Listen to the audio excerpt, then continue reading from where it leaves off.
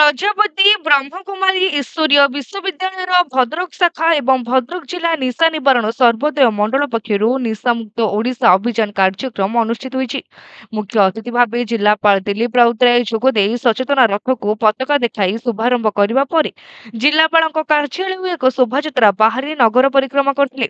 ଏଥିରେ ଜିଲ୍ଲାପାଳ, ଜିଲ୍ଲା ସାମାଜିକ ସୁରକ୍ଷା ଅଧିକାରୀ ସୁଭାଷ ଚନ୍ଦ୍ର ନାୟକ, ବ୍ରହ୍ମାକୁମାରୀ ମୁଖ୍ୟ ମଞ୍ଜୁ ଭଉଣୀ, ନନ୍ଦିନୀ ଭଉଣୀ, ଅକ୍ଷୟ ଭାଇ, ସୌଭାଗ୍ୟ ଭାଇ, ପଙ୍କଜ ଭାଇ, ଜିଲ୍ଲା ସର୍ବୋଦୟ ମଣ୍ଡଳ ସଭାପତି ଅମର ପାଣିଗ୍ରାହୀ ପ୍ରମୁଖ ଯୋଗଦେଇ ତମ୍ବାଖୁ ବିକ୍ରି, ପ୍ରଚାର ପ୍ରସାର ବନ୍ଦ କରିବା, ନିଶା ହଟାଓ ଦେଶ ବଞ୍ଚାଓ, ନିଶାରୁ ଦୂରେଇ ରହିବା, ମନକୁ ସୁସ୍ଥ, ନିୟନ୍ତ୍ରିତ, ସଶକ୍ତ କରିବା ପାଇଁ ରାଜଯୋଗ ମାଧ୍ୟମରେ ଭାରତୀୟ ସଂସ୍କୃତି ପ୍ରାଚୀନ ପରମ୍ପରାକୁ ବଜାୟ ରଖି ଦୁଶ୍ଚିନ୍ତା, ମାନସିକ ବିଷାଦ, ନିଶା ସେବନରୁ କିପରି ମୁକ୍ତି ହୋଇପାରିବେ ତାହା ଉପରେ ଗୁରୁତ୍ୱାରୋପ କରିଥିଲେ।